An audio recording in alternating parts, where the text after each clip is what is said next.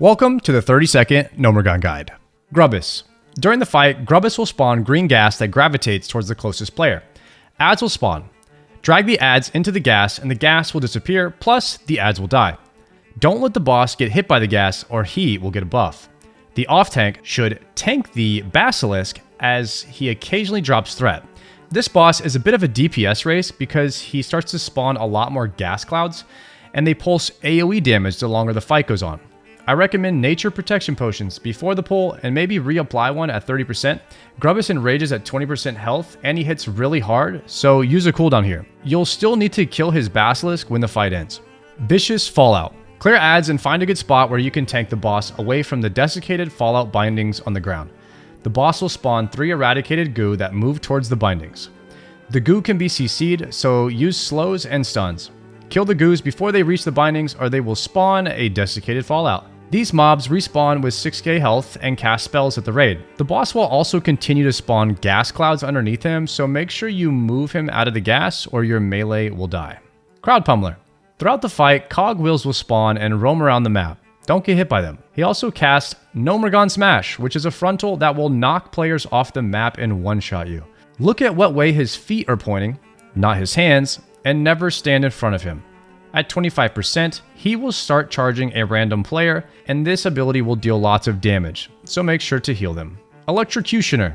Clear out the ads and have the tank pull them against the wall. If you get the negative charge, run away from the group. If the tank gets the negative charge, just stay against the wall. The boss will cast Chain Lightning on the farthest player away from him, and the 2 closest players will get a debuff. If you get this debuff twice, you will die.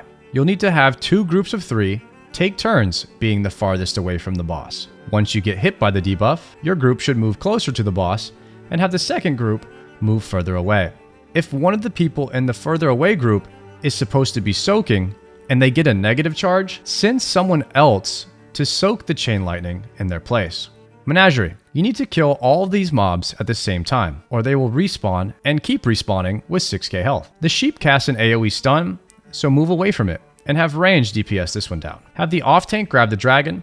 The dragon will occasionally cast a flame breath frontal, so don't get hit by it. The main tank will tank the chicken and the squirrel. The squirrel will throw out random group damage and the chicken will spawn an egg that your group should DPS down.